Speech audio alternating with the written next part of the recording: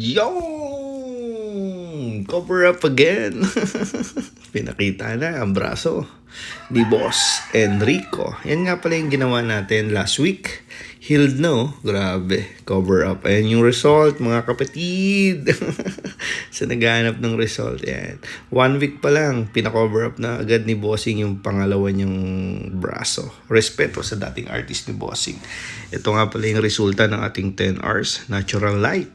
Walang CPL. Walang daya. Yung.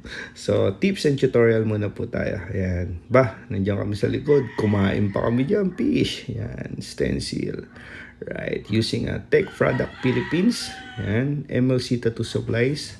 Diyan po kayo bumili ng ink mixing solution, foaming soap, and stencil solution. Yan. So, syempre, ano bang dapat gawin sa cover up?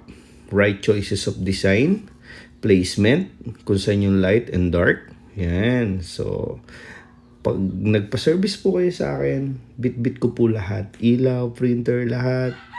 Komportable po kayo, tattoo bed. Kaya anytime, anywhere, Mewo always on the go, 24/7. Who's next? Yan. Tutorial muna tayo. Ang gamit ko nga pala dyan is 7RM. Kung mapapansin nyo, pwedeng pang lining, pang power line, pang shading. Ang voltage ko dyan is 7. Alright. Nuulit ko, ang 7RM, pwede yung pan-lining, pang-shading, pang-power line. Depende kung paano nyo siya gagamitin. Sanayan lang. Sa una, mahirap. Pero once na inaraw-araw mo, tsinaga mo, sa una yung stress. Pero sinasabi ko sa inyo to kasi ito yung ginagawa ko. So, ibig sabihin, may reference. Ibig sabihin, yung gagawin nyo, kung gagayahin nyo yung ginagawa ko, may resulta. Kung gagawin nyo yung sinabi ko at nanonood kayo sa iba, pag samasamahin nyo, makaka-create kayo ng mas malupit na ikaw. Diba? So, yan. Gamit ko naman is 7RL. Yung 7RL naman, lalo na sa mga ngipin, yan, or sa mga ganyan detailed. Ang 7RL, pag madiin ng konti, matigas yung pasok. Pero pagka alalay lang, pwede mo siyang hatching, bloodlines, depende kung paano mo siya gagamitin. Pero kung magba-bloodlines kayo, syempre, 3RL, tapos 5 to 6 lang yung voltage. So, ang ginamit ko nga pala dyan is 7RM, 7RL. Yan. Then, Allegory Black. And Fusion Opaque or Opaque set. Yung Eternal and Fusion, maganda yon. Yung dark to light niya na advanced black and gray. So nga pala, yung 7RM, pwede nyo siyang recta shading. Kung mapapansin nyo, magda-dark ako, diretso lining shading, tapos papalambutin ko na siya. Madali. Pasok.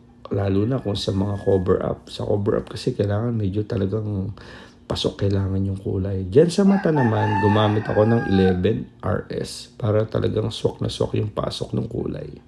Yan. So, syempre, sa cover up, mga kapatid, step by step. Yung mga dati kong video, sabi ko, ganito, shadingan nyo, tapos putian nyo na para hindi kayo maligaw. Sa dami kong kinover up, medyo nahihirapan ako. Bakit? Namamantyahan, punas ka ng punas, hindi ka makagalaw ng ayos. Kaya ang ginagawa ko, lining shading, mamaya na yung highlights and yung pagpaputi.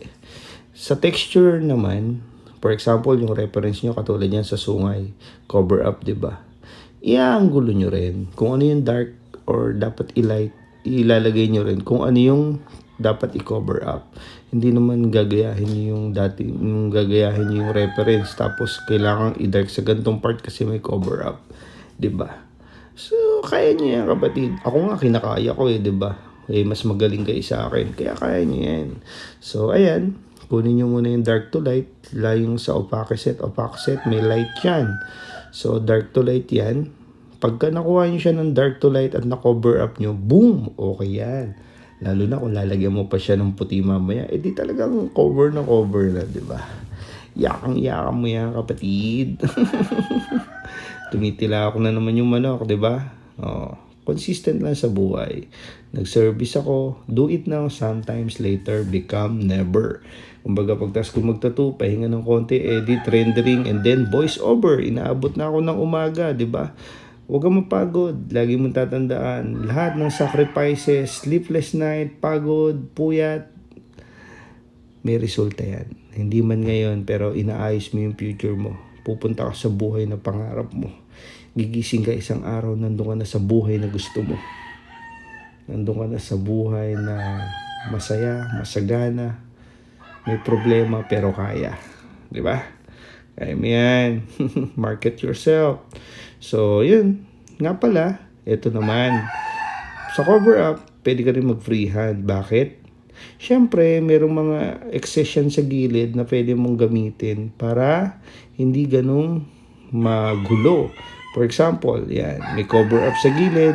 Yan. Ginamit ko yung parang spacing niya para hindi na masyadong halata yung dating cover up. Gumamit din ako ng katawan. Yan.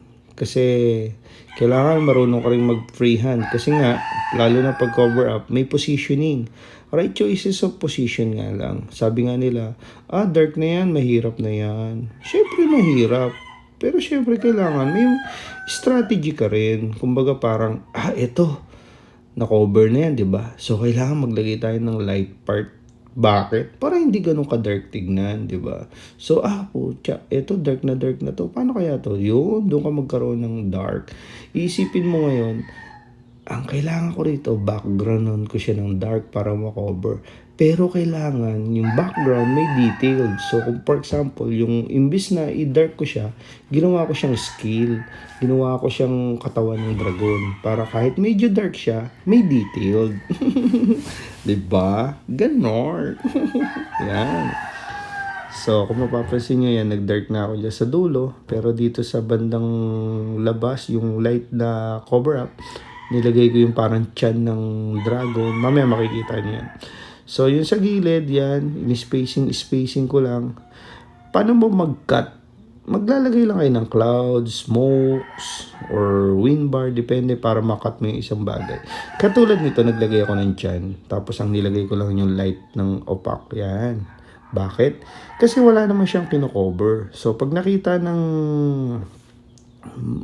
isang tattoo collector or yung makakakita ng tattoo nyo, hindi halatang cover up kasi may light to dark eh. 'Di ba? Huwag niyo sayangin yung mga spacing na pwede niyo i-light. And then, huwag niyo ring sayangin yung spacing na pwede niyo siyang i-freehand para hindi siya ganun kagulo sa gilid, 'di ba? Yan. So, gumamit din ako dyan ng 25 RM. Yan. Nga pala, may nagtanong kanina, boss, hindi ako sanay gumamit ng malaking needles. Siyempre naman, wala namang magaling agad, pero may proseso. For example, 7RM ka lang sanay. Kada tattoo mo, doon ka sa sanay, pero iangat mo ng isa, 2 needle gamitin mo. Sanay ka sa 7, pag medyo hindi ganun ka-detalye yung shading, gawitan mo ng 9. So, susunod na tattoo mo, palo ka ng 7, saka 9, palo ka rin ng 11. Gamitin mo siya sa mga shading background. So, susunod na tattoo mo, sanay ka sa 7, palo mo ng 9, 11, palo mo ng 15. Hanggang ganun lang. So, and so forth. Kaya mo yan. So, ito sa highlights, gumamit ako ng 7RL. Nga pala, sa highlights, pwede kang gumamit ng 7RL, 7RS, 11RL, 11RS, 7RM, 15RM, 11RM, and 25RM. Mewo, ba't yung iba gumagamit ng 11M1, 11CM, ganyan? Sa akin kayo nanood, kinukwento ko lang yung process of tattooing ko. Sa iba kayo manood, panoorin nyo rin yung process of tattooing nila and then mix it, combine it, replicate, and then create. Okay? Napakaganda nun.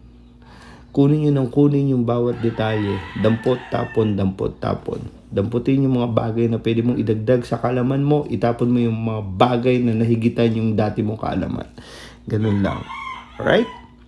So, yun. Tulad yan. Gumagamit din ako ng 14RS yan sa power line, no? Pang! Di ba? So, kailangan kasi talagang sagad na sagad yung ano yan, pagkaputi niyan, oh. Di ba? Solid! Nga pala, kapatid, nasa Taichung, Taiwan po ako November 9 to 14.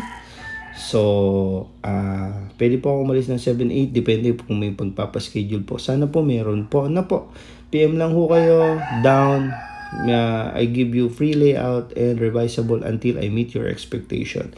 Sa Malaysia naman ho, Adjahar, Damsara, malapit sa City Mall, kay Ben Hur dyan, kukupin tayo ng artist dyan, may magtatatoan na tayo. Pero sabi ko kasi, more on 5 to 6 clients para makapunta tayo, hindi tayo lugi. By end of November siguro. And then December, may kausap ako sa Japan, Tokyo, Kanagawa. Hopefully, yan. Ito nga pala yung resulta. Hindi ako nakakagamit ng CPL ha, para naman makita nyo talaga yung resulta, yung walang daya, yung kumbaga parang natural light. Yan. So, yan yung resulta ng ating 10 hours tattooing. Yan nga pala yung before sa baba. Si Boss Enrico, napakabuting tao. Talagang busog na busog tayo, lalo na kay Mama Susan Barchina at kay Boss Eric Barchina. Kay Ate Arlene nga pala, yung kapatid nila. Maraming salamat po. Diyan po yan sa Calamba City Town proper. Right. So, sa lahat po pala ng gustong magpatattoo po sa akin, ako po nagiging consistent sa buhay. Nagsisikap. Ginagawa ko yung best ko for my family. Kaya hopefully magtiwala po kayo sa akin, kasi yung pagtitiwala nyo po binibigyan nyo ng panibagong buhay, binibigyan nyo ng pag-asang umangat sa buhay ang aking pamilya. Nga pala yung 1 week old na tattoo natin. Siguro mga 90% healed na siya. May konting balat-balat ng konti, pero kita nyo naman hindi nagbago sa dating ng tattoo. Yung kumbaga yung fresh and healed. Yan, inilawan natin yung mata niyan. Nga pala, ang magandang ganyang kulay, hinalo ko yung bright orange and tangerine, Star Bright Eternal. Okay? Sa puti naman, gumamit ako ng triple dynamic, and yung black ko dyan is Allegory Black. Alright? Yung pang stencil ko dyan is yung Tech Product Philippines. Yan. Boss Eric Barchina, maraming salamat po sa lahat. I love you, boss. Ito nga pala yung Tech Product Philippines natin. Yeah, order kayo. Lalo yung ink mixing solution na yan. Sobrang solid. MLC Tattoo Supply. Alright? May always on the go 24/7. Who's next? Thank you. Thank you, Lord.